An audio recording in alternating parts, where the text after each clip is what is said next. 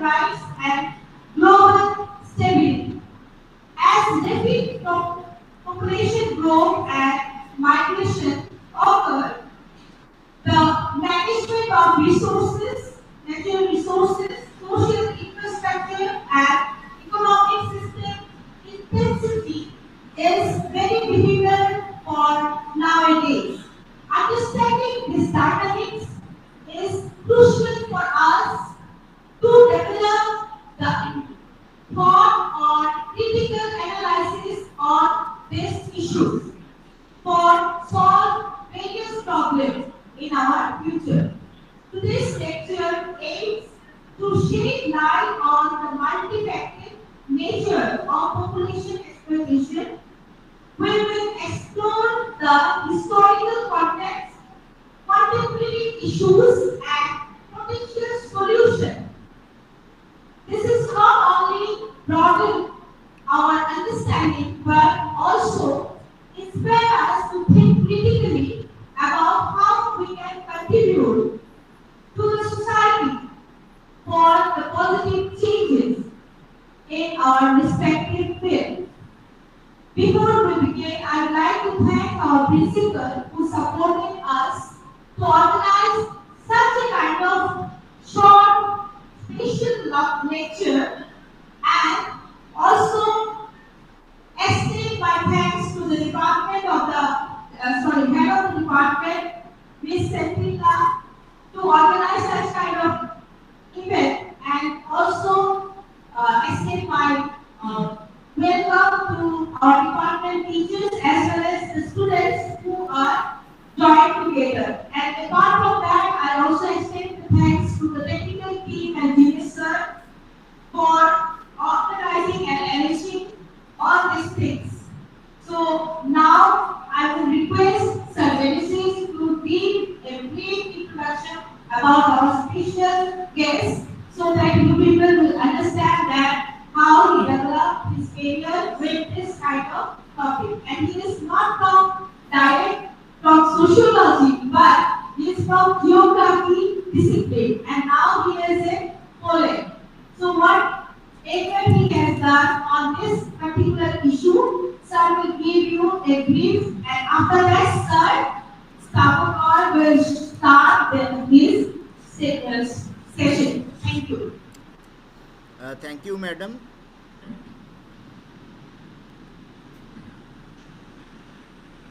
Good afternoon, sir. I say good morning to you in your place.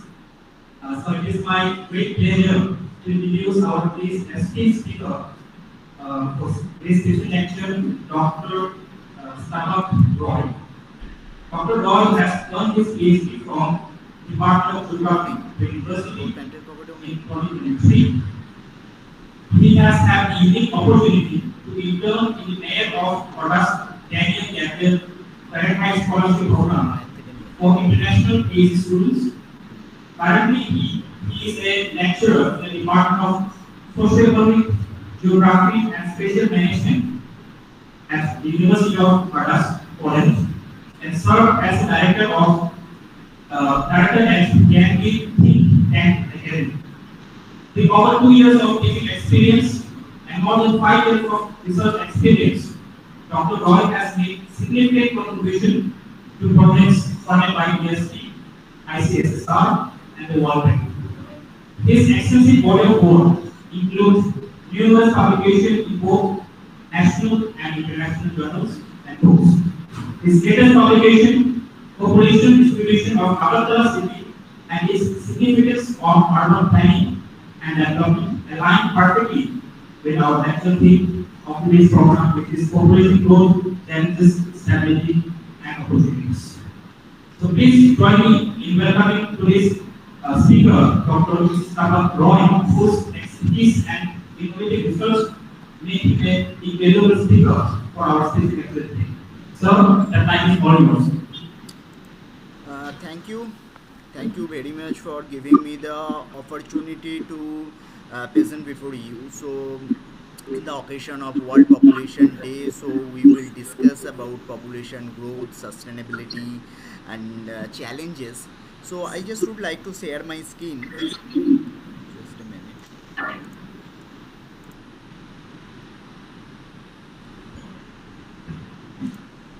skin is visible to you? Yes, yes. Yes, sir. Yes, sir, it's visible. Yeah, my skin is visible to you. Yes, sir, it's visible. Well, so let's start. So we will discuss about population growth, challenges, sustainability, and its opportunity. So first of all, we would like to discuss about the population growth. Especially, we know the its make the thing is very complex, challenging, balancing for economic development, resource allocation, and environment sustainability. Navigating this delicate landscape, especially the three aspect economic, environment, and the social aspect. So, what are the possible solution and equitable future for all? Then we need to understand the global population pattern first.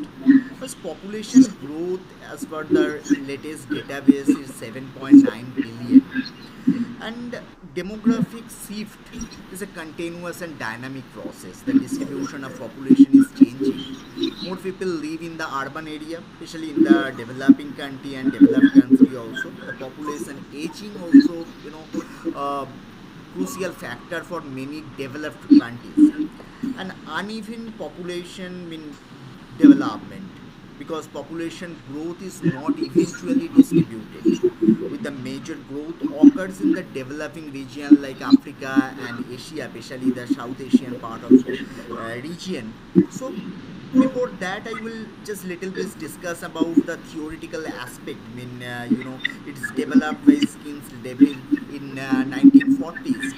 It's called the demographic transition theory. So its theory discuss about the pre-transition period when the birth rate and growth rate, I mean death rate, is both are high. That's mean the population increasing rate is very slow. Then second step is come the early transition period. In this phase, the declining rate of the mortality, which lead the rapid population growth. In the third phase, it's called the late transition, mean declining birth rate, mean that stabling population growth. And then come the post transition period where low birth and death rates that leading the stable population level. It's a demographic transition model theory, because when we discuss about the sociological perspective, so we need to understand that our society live in the which transition phase in terms of the population growth. So it is also very important to understand the sociological perspective of population distribution or development growth, whatever you can say. Then come to the causes of population growth. First of all, that as we know, the fertility and mortality, that is the primary and the basic principle of population growth. That is the natural growth we may call. The fertility mean high fertility rate is depend on some cultural norms, mean limited access of the family planning, that socioeconomic condition, contribution of the significant population growth. Mortality rate, it's depend on the many thing like the infant mortality rate and the child mortality due to the improved healthcare facilities, sanitation, enable more people to survive and contribute to the population expansion. And then finally come the demographic momentum. It's a concept of the physics. When the fertility rate declining, large number of young population, growing population create the demographic momentum, because the Indian population now leading the this phase is called the population momentum, and it's lead the continue population growth. And then the urbanization, because when we talks about the challenges and all, the first thing is come the urbanization. Maximum people lives in the urban area. So what's the kind of the problem? Population density, slum development, sustainable solution. When we talks about the sustainability, there is definitely with think about the solution. So rapid urbanization, if you look into this, the world is experiencing unpredicted level of urbanization. I will come to the case study, so that time I will give you more idea about that how rapid urbanization creating the problem in the economic opportunity, access to the service, and receive the quality of life. That is very important when we talks about the sustainable development, quality of life and all. And then the population density mean within the area how many people lives together, so that is the mathematical just equation, nothing else. So we think about that overpopulation, pollution, social inequality, all those things comes under the population density. If the density is higher, that means that there is a problem in the resource allocation. And third one is the slum development. If people does not have the much money to live the quality life, what they will do, they choose live in the slum or underdeveloped area, unplanned settlement, housing, inadequate housing, amenities, lack of amenities. Those are the informal settlement is called the slum, and those slum create the many health issue.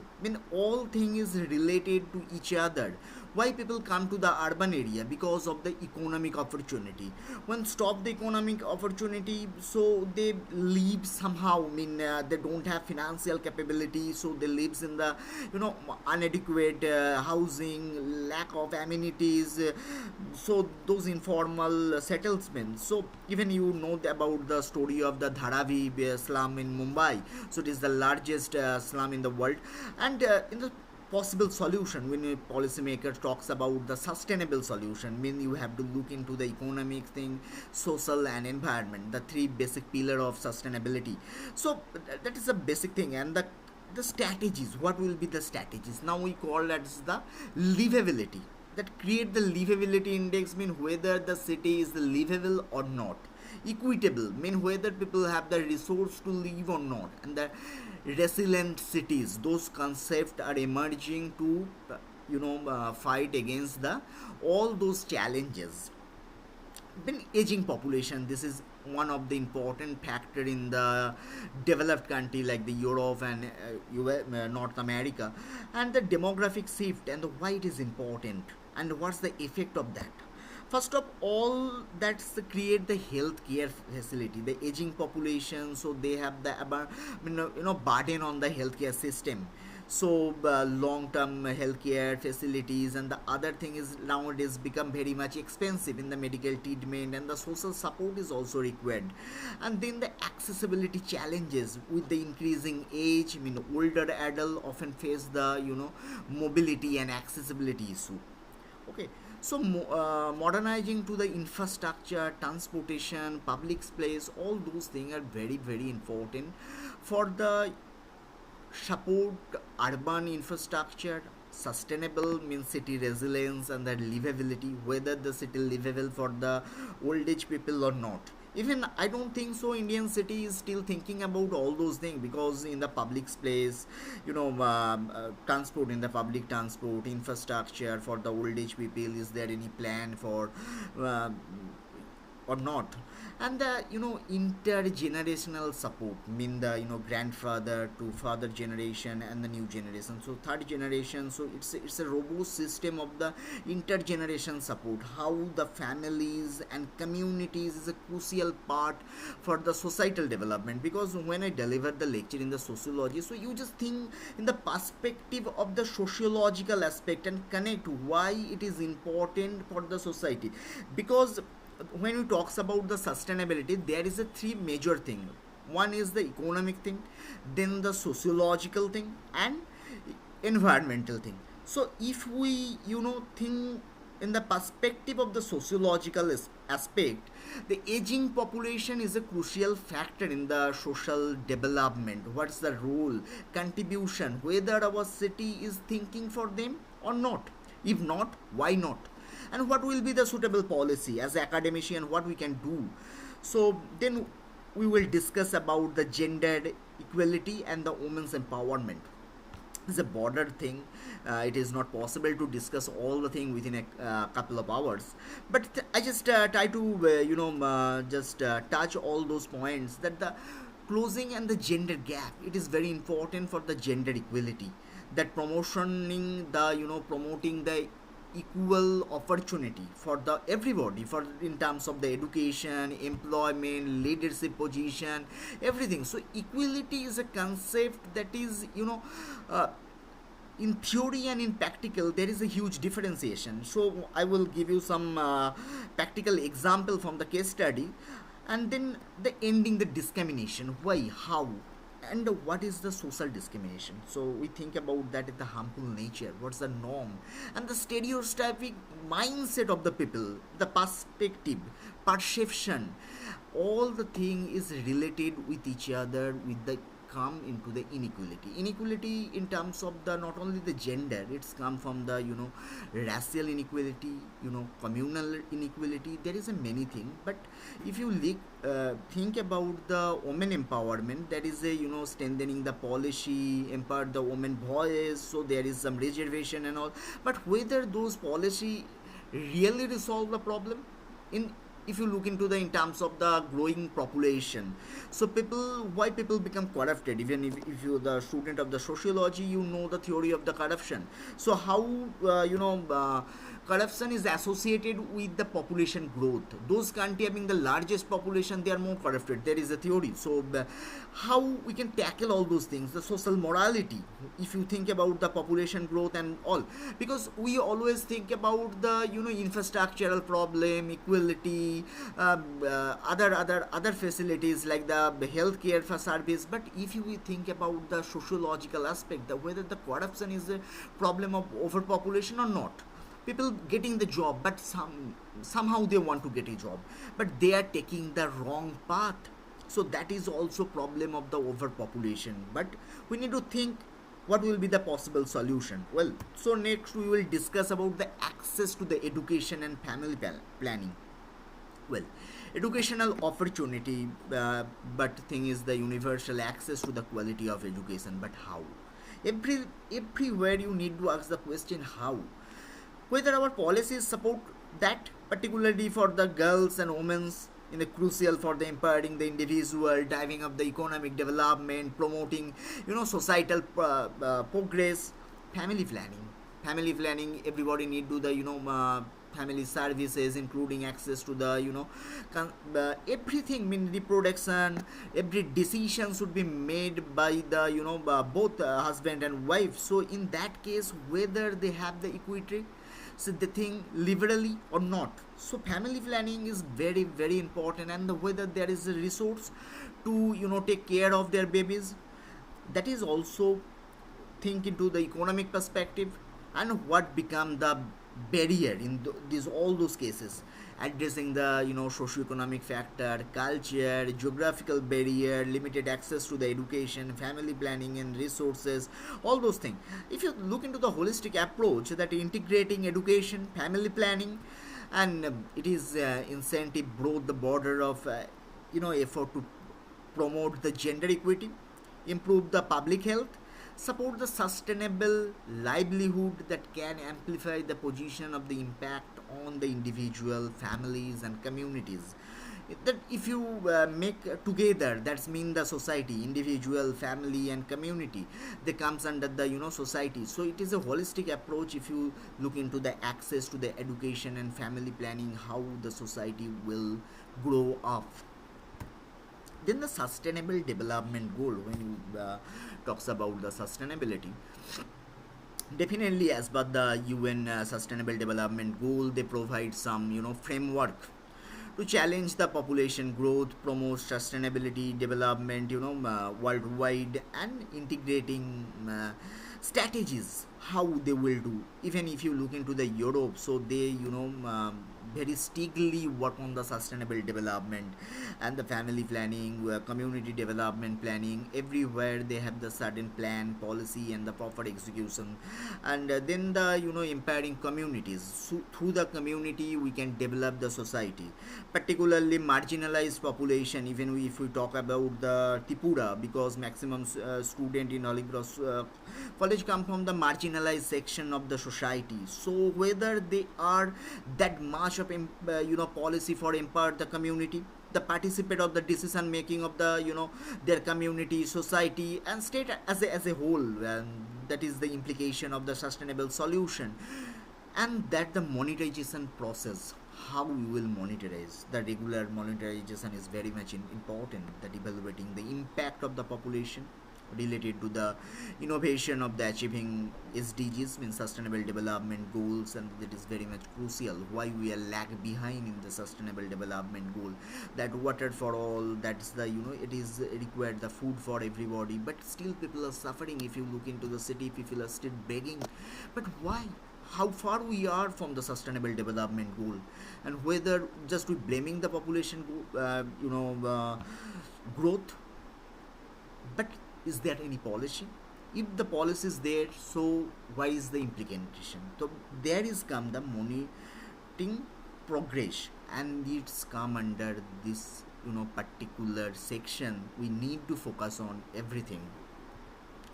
Then the food security as per the SDGs, that is one of the important goal of sustainable development goal, and the increasing population. So why I talks about on the only food, agriculture, productivity. What is the relationship between this with the presentation? Yes, there is a relationship. Is the food for all or not? Even we know that Tripura can produce only the food of 30, mean 1 month, but 11th month's food they might import from the other state. So that is also one of the pressure of the sustainable development. And the water management, even in many hilly parts of the state, if you look into the Boromura, Ateromura, Longtharai area, so there is a lots of problem of the water management and the soil health. I don't have the much data of the soil health, but this is also very much important for the food security and agriculture productivity of a particular region, to protect their population and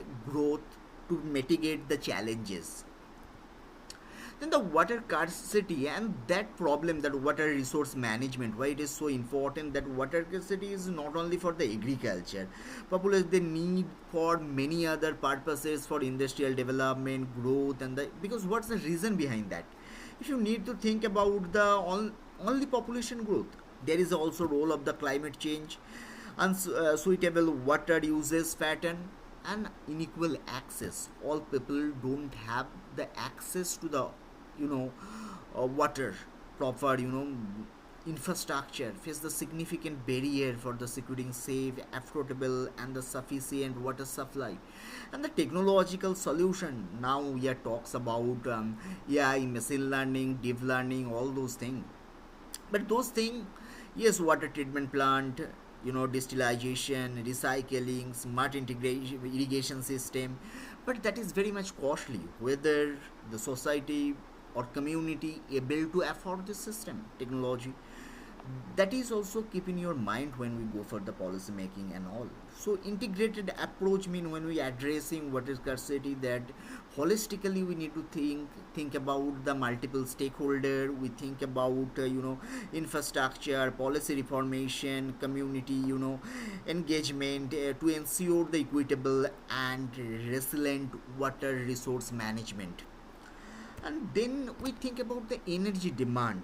With the growth of the population, it is very much required of the energy services, like the skyrocket housing, research infrastructure, sustainable solution to the crucial need of the emergency services like the hospitals and all. So whether we have the renewable energy, there is a huge potentiality like the solar, wind, hydroelectric, geothermal. So all those things is require the technological support and well awareness among the people, so they can go into the technological innovation.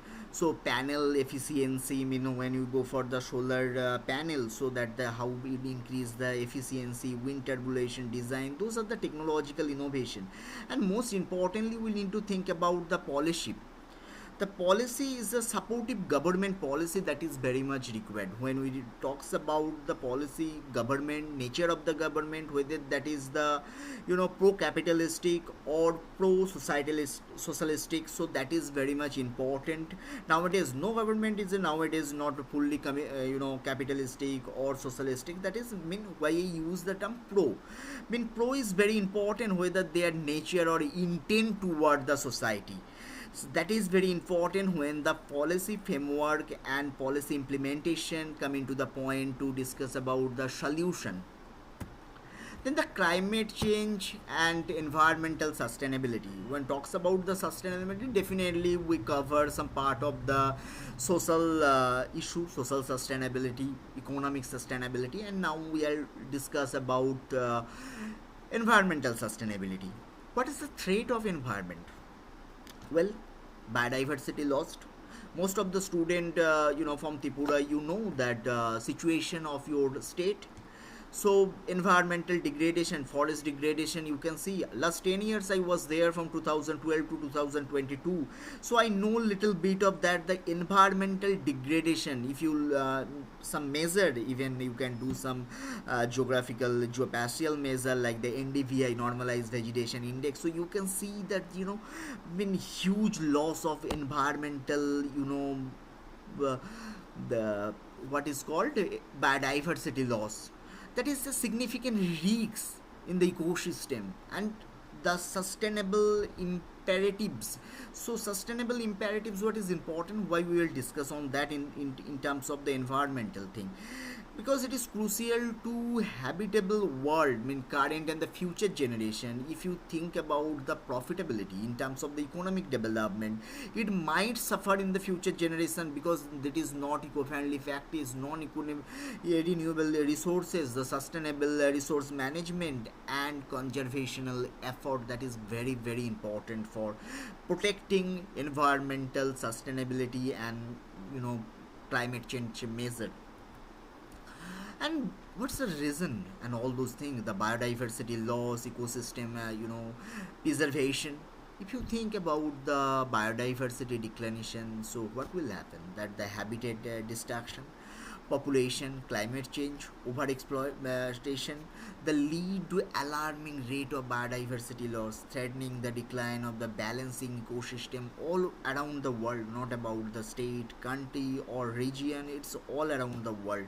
And the ecosystem services, healthy functioning ecosystem provide the invaluable service like water purification, carbon sequential, nutrition cycling, that are essential for human well-being and sustainable development. Now, definitely we think about the conservation effort, the protecting and restoring the natural habitats to safeguard the endangered species and promoting sustainable land use practices, that is crucial to preserve the biodiversity and maintain the integration of the ecosystem. And always I just put into the thing that the sustainability and the it's called the holistic approach. Yes, the addressing everything in the holistic approach, that required the comprehensive collaborative approach, mean multi uh, it's called the stakeholder approach, like the scientific research, policy, community involvement and the innovation solution. So what is required? Required data driven solution, required the scientific mindset, policy mean pro socialistic, social development stick policy, community involvement required the knowledge, awareness about the community, love, affection and that is required the empathy toward the community society, then only we can reach and work on the holistic approach. The mitigation and displacement and causes and consequences. If you think about the population over burden and the migration displacement, it is related to each other, the conflict and instability, it is the political. If you look into the Middle East, the Syria and those region, people are forced to migrate, that's called the migration. And some are where political unrest, even in our region. If you look into the Bangladesh and Myanmar Rohingya issue, it's a live example of the conflict and political instability. So if you think that only one subject, you are a sociologist, so only think about the social aspect. No, because you need the integral and holistic approach to solve the problem, because there is a political sociology. So you need to think about the political geopolitics of the region, why the migration and displacement happen, what is the possible solution. Fourths of the million people, they are homeless, they are seeking safety, they call the refugee, but I call them that are the political migrant, because due to the political pressure, political reason, they forced to migrate from one place to another place. And the economic displacement, that is another problem of the disparity, because some region about economic pull and push factor. So that is one of the reason of the migration, because some region does not have that much of potentiality, economic potentiality, people forced to come.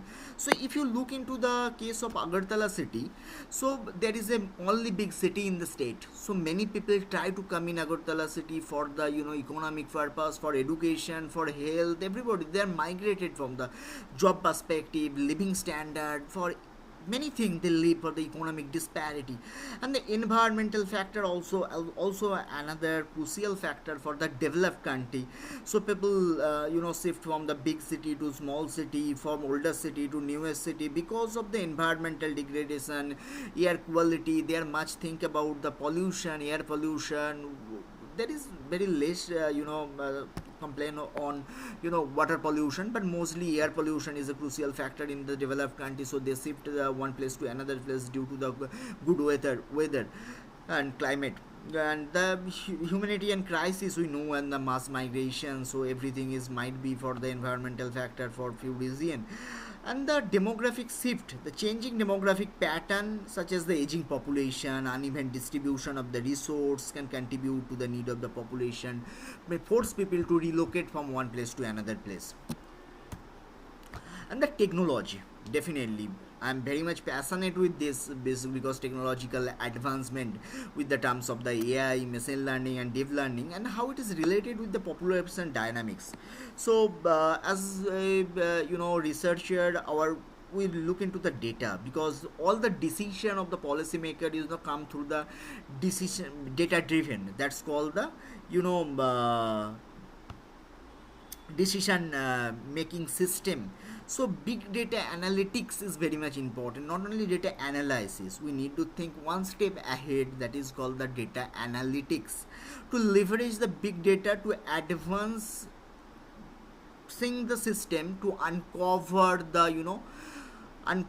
the more inside population trend, migration. Now we are talking about the population prediction. What will be the population during 2020, 2030, 2050? So we need to plan accordingly. And the automation with AI, that artificial intelligence, there is a lots of algorithm people try to solve. I cannot say that every problem solved by the AI. AI just can predict the thing. That prediction might be some error might be 5% or 10% error based on your prediction model, because there is lots of things like the it's called the training data, and it's called test data. So the ratio is very important, and the data accuracy, data filtering. That's why first I discuss about the big data analysis, and that's called the data filtering process, data mining, data data, it's a data pipeline. Actually, you need to put the data from the big data to data AI. AI automation will give you some prediction, more accurate data, more accurate prediction for the future. And now it's come to the digital communication technology, social media platform. Now everybody, you are using the Facebook, Instagram and others tool also. Though that is also very important, sharing the information, collaborating with the population related challenges. So you need to find some data. We can collect the data from use, that how many people using the Facebook or WhatsApp or Instagram, and also that the digital communication. So which media we can use for the sharing the data. If government think they will share the data, so if they have the database that this much of percentage of people using this social media tool, so that social media tool might be target for sharing the data. Got it? Then It's called the healthcare system and public health initiatives. Yeah, definitely. So, strengthening healthcare, but what I have found in my different research, and also nowadays in India, more going towards the privatization. Whether that is, sustainable for the society or not, I don't know. I need more research on that. But what we found that there is a highly skilled medical professional and it's required, because I just got some data that during 1970s, after that 2000, during this period, we didn't much focus on public health. After COVID, yes, government now think about the much public health, but during that period we talks about many policy of economic development, sustainable development, but public health policy there is much lacking during after 1970s to 2000, during this period. And the proactive public health program that is very much required to promote the disease preservation, early intervention and all. We have some research on the Purulia region, that is the endemic region for the malaria cases, but I have found over there, so there is some initiative is required to prevent the disease. If we have the prediction model, we can work accordingly. And the advanced medical research, that is also very much important, because you think, yeah, you can say that we are from the sociology, how we can discuss on that, the medical technology, that is role of the pharmaceutical science or biotechnology or something like that. But now is that in the upper level of your education there is a no such subject. There is a problem. If you just consider the population growth is a problem, so what will be the solution? You need to think accordingly and you have to work accordingly. Then come the social welfare and inequality. Social welfare, inequality, addressing the inequality. So first of all, there is the measuring tool. So how you will measure the inequality, right? So that is very important to understand the degree of inequality, reason of inequality, then investing of vulnerable section of the society, then fostering the social mobility, social benefits and all. So how you work accordingly, we need to think about the policy, that social welfare, how welfare policy will work, vulnerable members of the society, fighting against challenges, life, fostering their mobility pattern, that the it's called the climbing the economic ladder and contributing more just the prosperous toward the society, and investing of the comprehensive societal or social welfare system, not only uplift the individual but also strengthen the community, boosting the economic productivity. The economic growth and empowerment mean opportunity. Now I just look into the NEP, new education policy. Now our policy concern, if you think that, now first you look into the employment, whether our knowledge is sufficient to get the job or become empowered, mean the entrepreneurship. I call that the fueling the economic progress, that how the economic growth, the population size, you need to understand the requirement of the society, creating the job opportunities. It's a challenging for the global population expansion, meeting the demand of the employment and the strategic investment in the education, vocational training, that is very much there is a n number of criticism on the NEP, new education policy, but that positive thing whatever I found over there, that is the employability, that our education all over the theoretical part, but if you provide them the more practical knowledge, so they can be more employable, they can get the job. If we convert into the now our education policy, almost 70% is a theoretical discussion in the lab or classroom, but only 30% is practical. But during my research whatever I found, that more practical you will do, so more knowledge you can learn, more you travel, more you learn, so you need to visit to the society, more you visit, more you learn.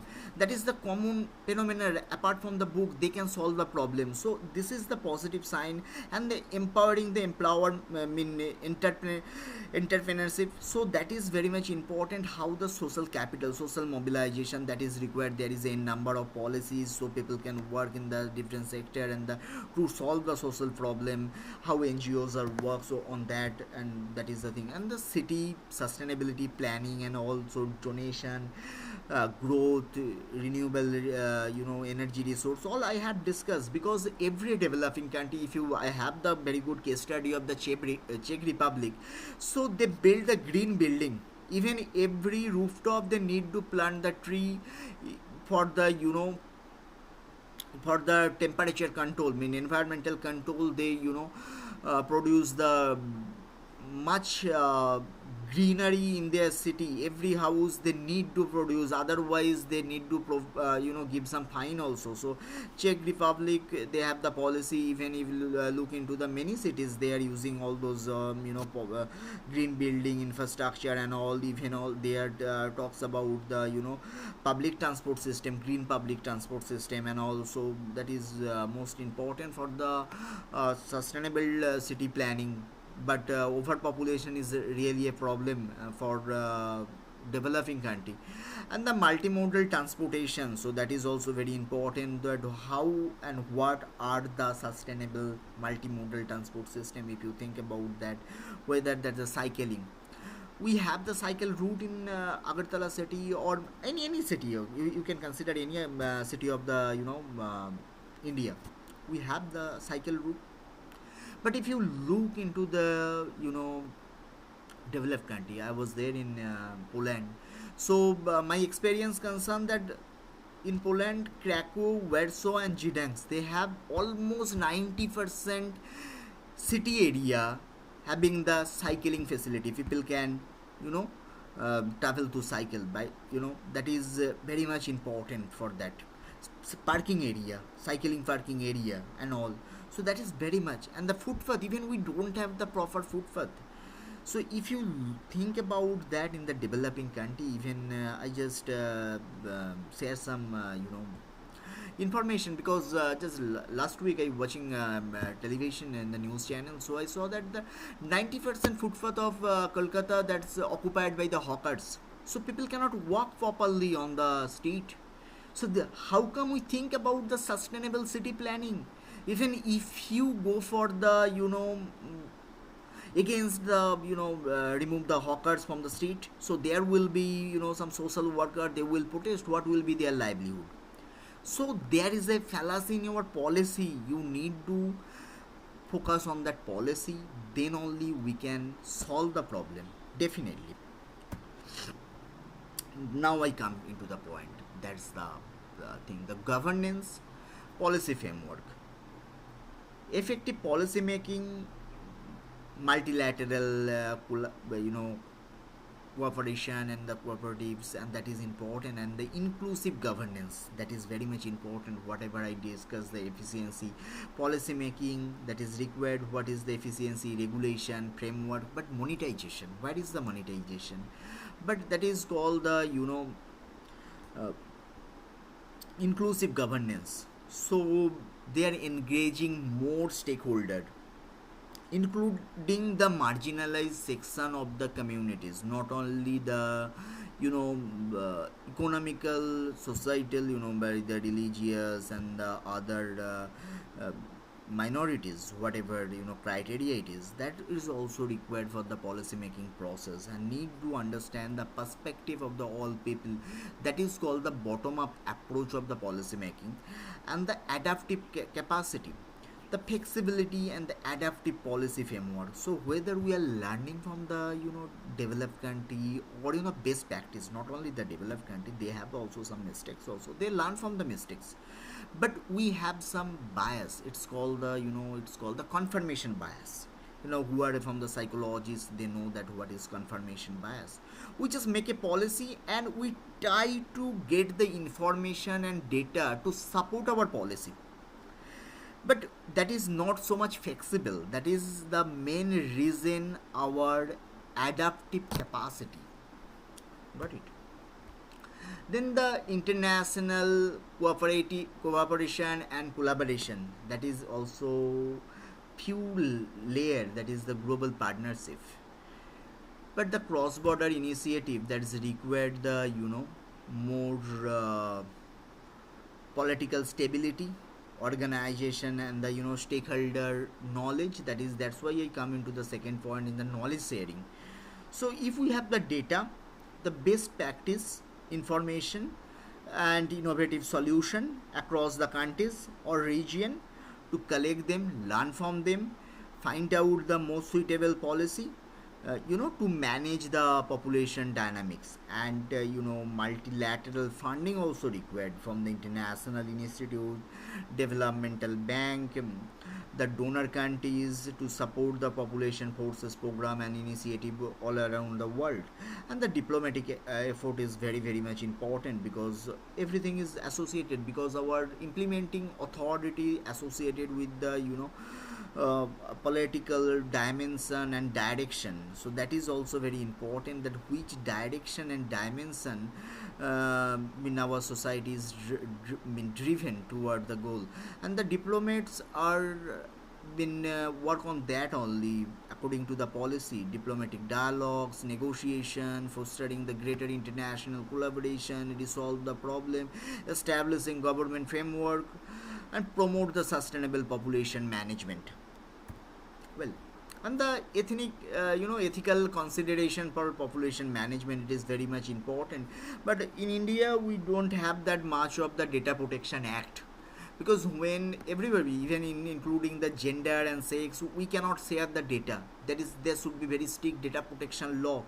Your opinion is very much important, but your gender, your caste, your community should not much important in the decision making process. Your perception, your opinion must important, but ethical governance, they must protect the data of the people, and guide the decision making preservation, and the, not misuse the population data, or exploration of the vulnerable group of population. That might be bigger challenges for our society.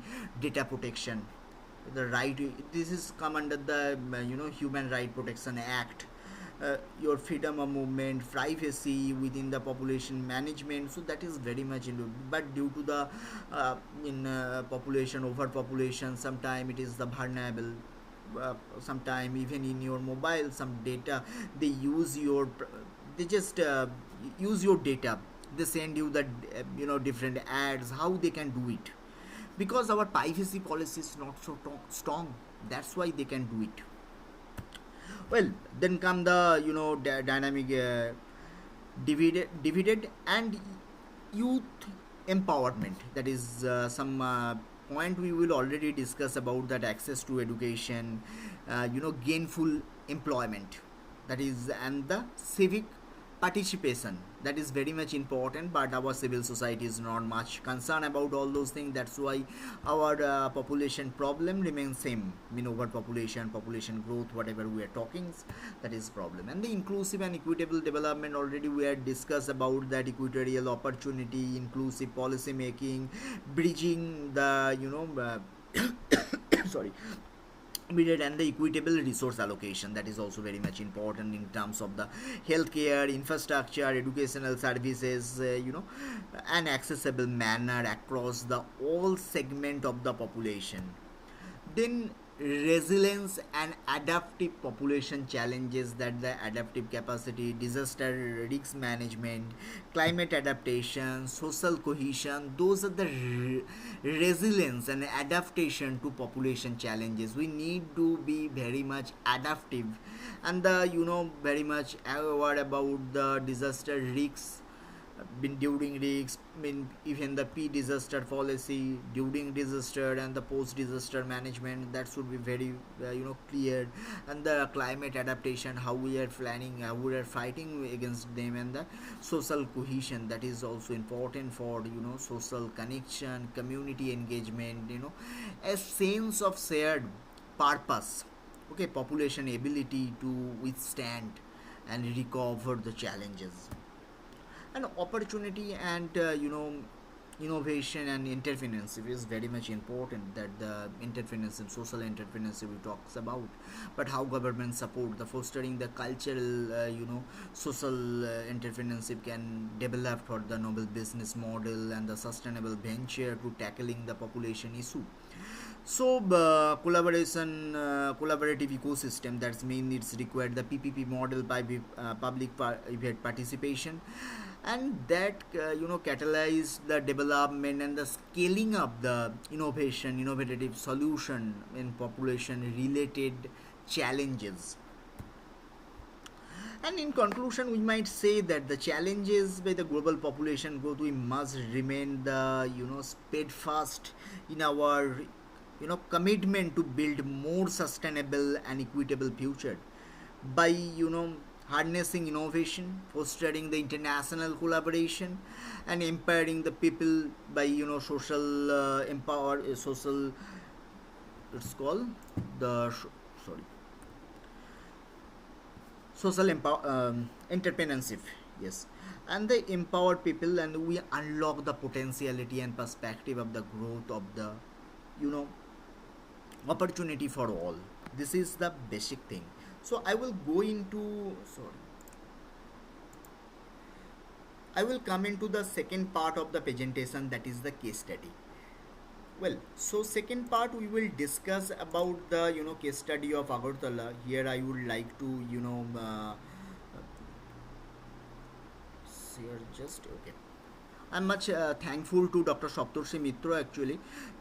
His team work on the Agartala city last 10-15 years, rigorously to collect the data, solve out the population and urban related problem. And I was the team member during 2012 to 2022. So during that phase we had different work on that. But I just give some example from Agartala city for better understanding the problem. Well, so first of all, we need to understand the geographical, distribution of the population and urban planning implementation and all. Agartala is the capital city of the state of Tripura, we know, and this is the second, fastest growing after Guwahati. This is Agartala is the second growing city of the state, region, entire northeast region.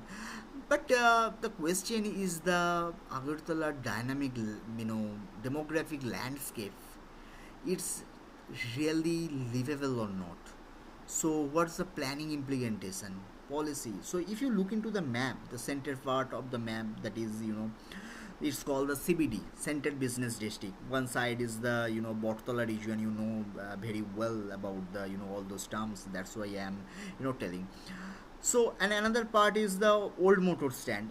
Between this area, if you look into the this map, sorry, yeah, this part in the Bortola to old motor stand, and this region is called the CBD of this development. But whether the population and the other growth, mean why such kind of thing happen. So if you look into the historical context of the city, so you can find the it was earlier as a kingly state ruled by the Manikya dynasty. So during pre-independence, Agartala, is a royal family. They have the certain structure. So after that, post-independent period, some new adjustment in population due to the Bangladesh liberation movement, first of 1946-47, due to the Hindu-Muslim riot in this region. So many people come from the eastern part of this East Pakistan, that time East Pakistan, now is Bangladesh. So come to the Tripura, and the population dynamic gradually change, and it's become the independent state in 1972. So it's become the full-fledged state, and the urban growth, population, and the full-fledgedly. And during 1971, that was the Bangladesh liberation movement, and during that period, many people come from the Bangladesh, that's called the political migrant. I never call them the refugee. They are the political migrant due to the political reason. They might come from their region because they are the same language, same culture, same thing, means similarity is there. So they come to this part of the region. Then come the the modern urban centers, so neighboring part and the continuous development, people's demand, so many things change over there. So demographic overview, so if you look into the population size approximately 4 lakhs within the municipal area, and about the 6 lakhs around the gated urban area, and the middle age population, if you look the around the 30 years, the it is the indicating that predominating the young people over there. So growth rate is 1.2 to 2% above the national average. If you think about the other city around our country, so Agartala growth rate is more than 1.5 to 2% above the national average of the urban area. And the partial distribution of the population, if you think that the core of the city area, so I saw in the map, so high density area, there's a mixed land use pattern, there is a commercial area, people also stay over there, I mean the both the residential and the commercial area, there is some historical significance. Well, so and the northeastern and the northwestern part and the lower density, the plain residential area, more open place in the southern part and the western fringe. So there is some hilly region in the western fringe, so there is up to the Champaknagar. So after that the Boromura hill range, the city can go up to the Jirania, already merged with the Jirania, Ranir Bajar, Jirania in those area, because then the socio-economic factor of the influencing population growth. Why? Because the income level. So in my study, so I have found over there that there is a many people at the middle income group. The higher income group people there live in the plant area. The middle income people spread in the all around the city, and the lower income people the Pacific pocket, like the western part of the Agartala city, especially in the belt of the Howrah River. If I am not wrong, so that area is the Champaknagar area. So and the empowerment center, employment center, the government offices, that is the central zone, and the industrial zones in the outskirts of the Borjong Nagar area, so influence the housing pattern over there. And the educational hub, so if you think about the major educational institutes is within the city that's located in the Agartala itself. And the commercial district, so highly dense with the mixed population, is the central part of the city center area, and the, along with the few words is there, so I will refer all those things in the presentation. And the migration pattern, if you see, that is the specially we understand that there is a three kind of migration pattern over there. First one is the rural to urban area, some even urban to urban also. So people from the Dharmanagar, Koilashahar, Kumarghat, they wish to come to every area. Even now the train facility is there, people can move regularly from Agartala to Dharmanagar. But earlier, when that was the meter gauge line, it is very difficult to communicate from one place to another place. So people have to have rent the room or buy the house over there in the Agartala city for the meet their requirement. And the interstate also, few people over there for the economic purposes, getting the job over there and all. Third one is the international migration, already we have discussed during the 1946, 47 and 71. In the two particular period there is a the thing. And the age structure and the implementation of the urban আচ্ছা, planning. Stay নিয়েছে মানে join করা যাবে না।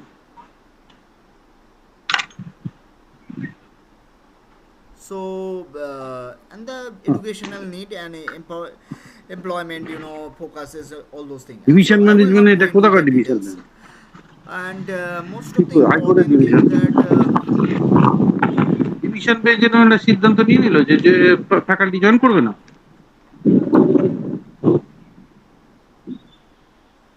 just a minute, just hold on for a few seconds. So someone is speaking.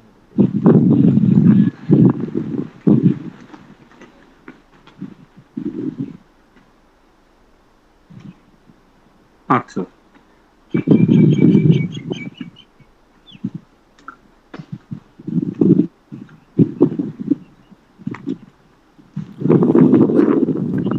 So we তা discuss এরকম about আবার the hearing public হয় নাকি space, কাউন্টারকে না জানিয়ে? uh, public place and the well plotted and the better and the street light, public transport and the healthcare facility, and the হ্যাঁ তাই বলছি, there is a এইটা তাহলে many হলো many কি করে? thing over there. So that is very much required for the empowerment, employment ability, I mean, the different aspect of the growing population and the gender related thing, the man specific or woman specific. That is also we discuss a little bit, that it is also important for the flexible job opportunity for the all the people of the hmm, society. So there is no such policy at আচ্ছা। present, and the ethnic and the তো আমি নিচে cultural 11 নম্বরে diversity. এসেছিলাম, আমি ভাবলাম যে তোর সাথে দেখাও হয়নি, তাহলে একবার যাই, কথা বলি আর কি, জানেন না আচ্ছা। So cultural diversity and the population distribution, that is also very important, and the you know Bengali, there is a few challenges of the not challenges actually. This is the cultural diversity. There is a 30% indigenous people, and there is lots of diversity. There is a 19 tribal community. Tipuri, Jamatia, Riang, Nuatia, all those things, and there is a very small community that is not all indigenous. There is fewer indigenous, fewer migrated from the central part of India, like the Kuki, not Kuki actually, Sangtal, Munda, and Bila. They are working in the tea gardens of the Tripura, and the Bengali speaking population, and so that mostly come from the eastern part of western part of Bangladesh, and now eastern part of this region. I mean, so that is the Bengali speaking, and then the migrant communities, that is the newer settlement, and the beginning of the diversified cultural practice and needs, and those things as important. But when we think about the whether population distribution of the city is equally distributed or not, we go some statistical analysis, do some QQ plot, mean quantum plot.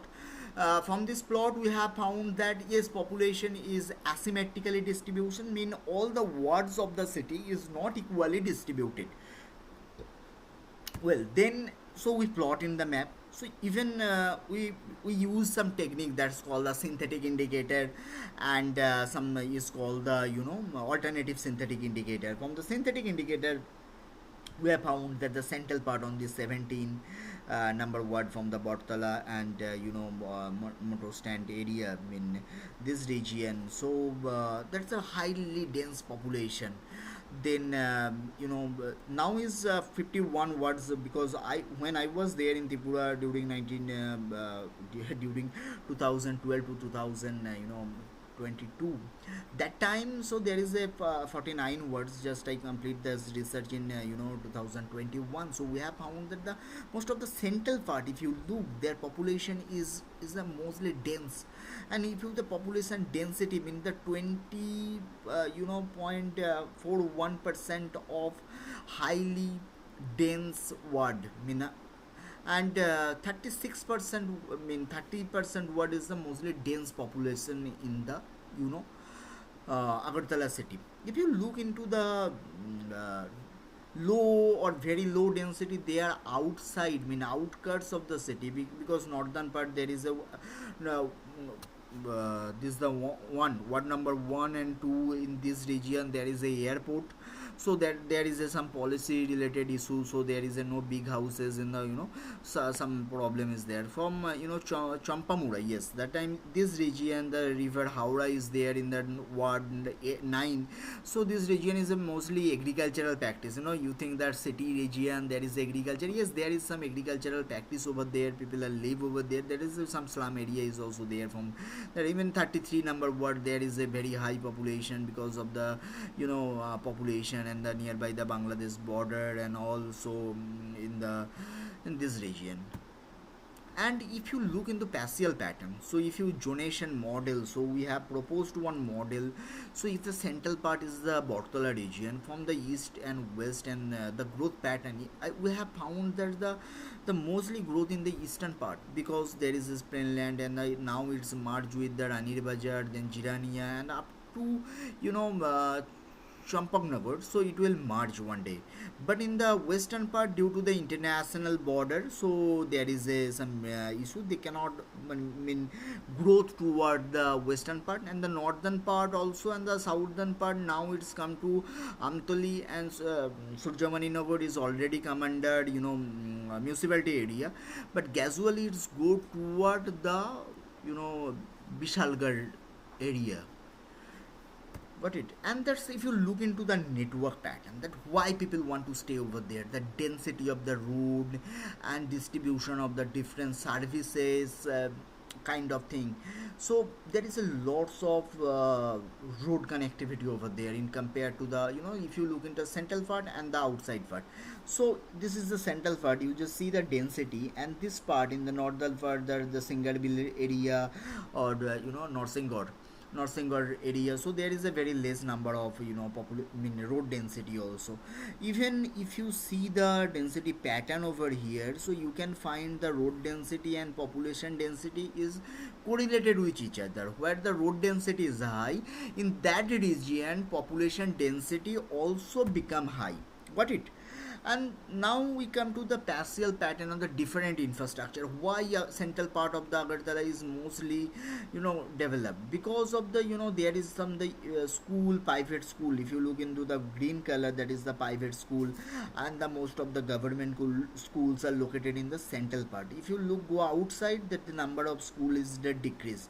But yes, in the outside, if you find some private school like in this region, like the Borjung Nagar area and this area, there is a auxilium and another school is there. There is a two private school back to back, and so 79 Tila, there is some also school is there. But basically most of the school located in this region, if you see, so this is the buffer from the 1 kilometer and to 2 kilometer, and this is the market. If you look into the market, so most of the market also located in the second zone, mean within the 1 kilometer of the city center in the municipality area. So this is the thing, that's why population is center support infrastructural facilities support the population distribution over there. But how we will tackle the challenges, that is the question. Because there is a road congestion is there, there is a n number of, now it's called toto or tuk-tuk, whatever it is. So there is n number of rickshaw, auto rickshaw, and also creating the traffic issue. So how we will resolve that thing? Because population demand is there, that's why those services going on over there. But that is some suitable and the sustainable measurement is required, policy is required and all. So that is very much important for that. From the conclusion, what I have get from this Agartala case study, so we have found that yes, this is the capital city of the state and the highly population density. So this is heterogeneously distributed, mean every ward there is this unique population distribution.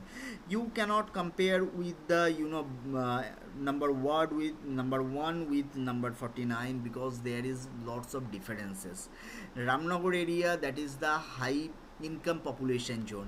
Even if you look into the 33-34 region, that the Champamura region, there is a low income people lives over there. So that there is a lots of differences within the Agartala city, and the efficient measurement of the heterogeneity. So we propose that the synthetic indicator, that is one statistical measure, advanced statistical measure, and the significant change and the distribution pattern we have found, yes, there is a significant change with the infrastructure. Okay, and the factor influence, that is the road connectivity, proximity of the market, school, hospitals, all those things. Okay, then the impact of the planning development, the recent planned developments such as establishing the educational institution, the city's outskirts, government give the land to the private universities or school authorities in the outskirts of the city, that is the planned way. And the improve the infrastructural facility, reshape the Agartala urban settlement, and the riverine project, Howrah River rejuvenation project also there. So those are the impact of the planned development, but that is the one of the important factor of the urban flooding, that is the crucial factor of the Agartala city only. So we have another research on that, but we don't have much time to discuss all those things, how the population face the problem due to this, the overpopulation, how is associated with this. But sorry, this is the third page of my presentation. What will be the career of the population study? Why you will learn all those things? So if you will not able to use all those knowledge, so what is the perspective to learn? So, exploring the career opportunity in the population study. Population study is very much, important for the sociologist, geographer, economist. They can study on the specific field of the knowledge. So, in academic and research career, you can be a demographer, population scientist. So, role in the research, population health, urbanization, demographic, everything you can do. Then definitely there is a option of the teaching in the different institute universities related to the sociology field of the publish original research, monitoring the student and the contribution the main academic discourses. And then the government and the policy roles, definitely the policy advisor, public health officer, the urban planner, so and the census bureau analyst, because everybody requires the service, but in our country there is a very less number of all those posts. There is a no urban planner in the city. There might be the no such census bureau analyst for the every center. For the Agartala there is no census analyst. And the policy advisor is very much required for the each and every ward, also required one policy advisor. And the which region, how the decision, how resource allocation, social program, which region, and all.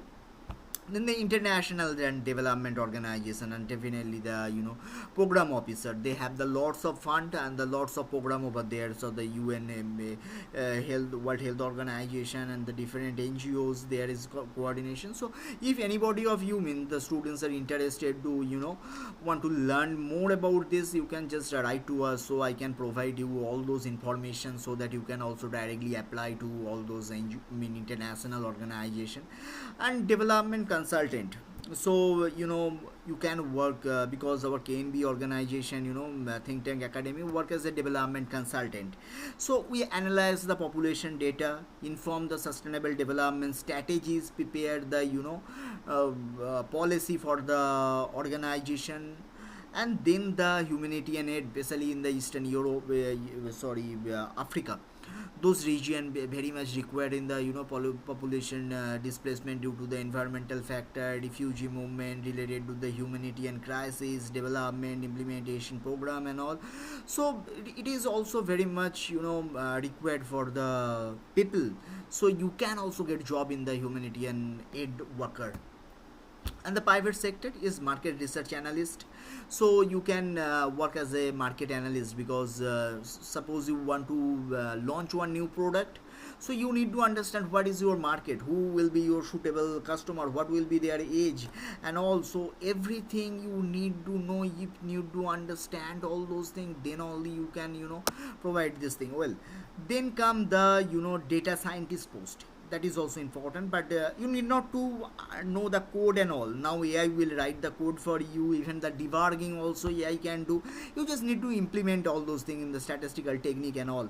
So and the health insurance analyst, so if you know that there is an old age population, they have a certain age, so you can design the package for the insurance. That is also very much important. So there is a n number of coach. We always blame that we don't have the job, but job need to create it.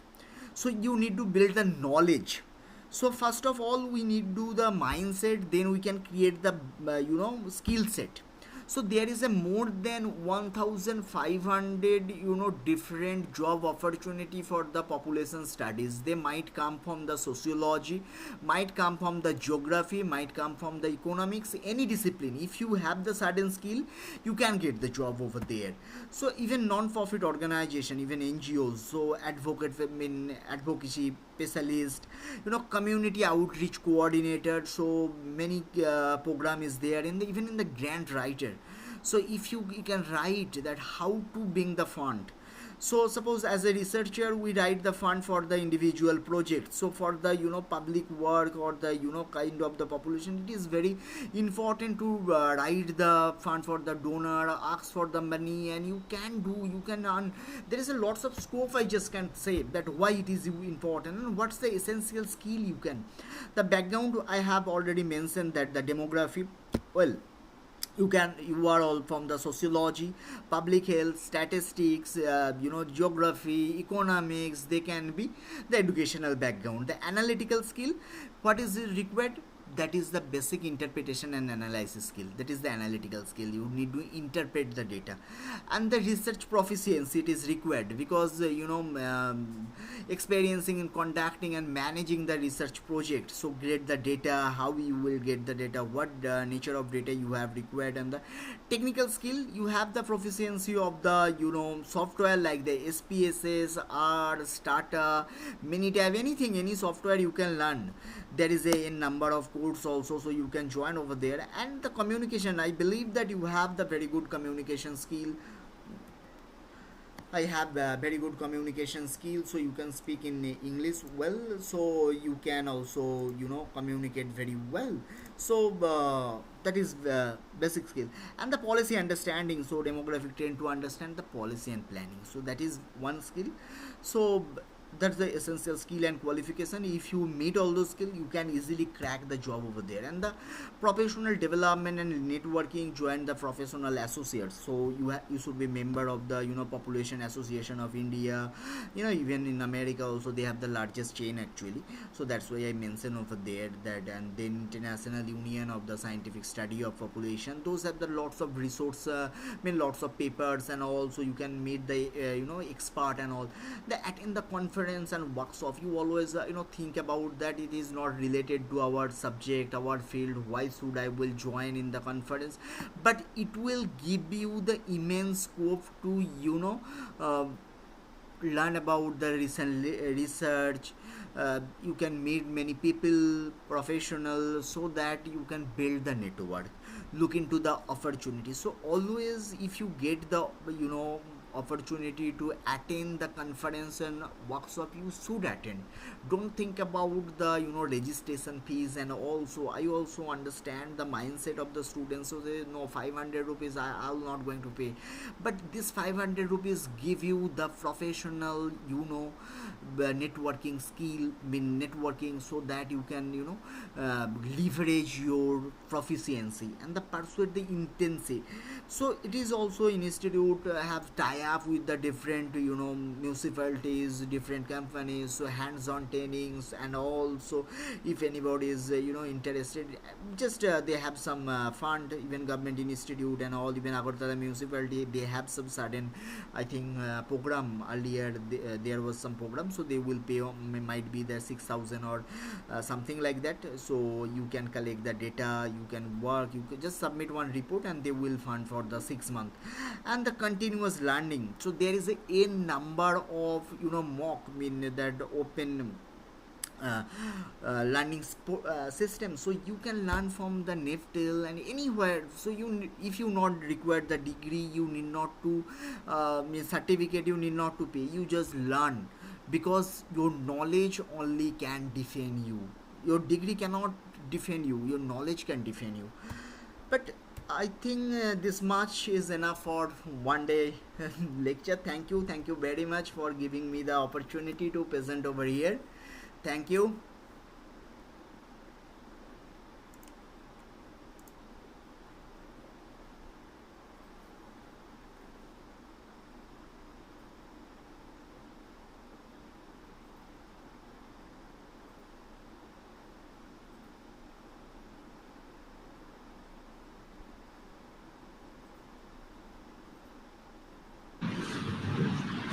Thank you, sir. It's very deep and knowledge was given about the overall as well as about the history of Agartala. So we are thankful to you now. The vote of thanks will be given by Ms. Sarah. I request that Sarah to take the stage.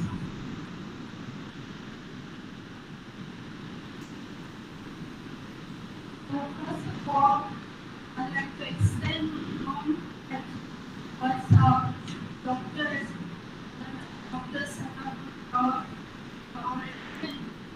those person for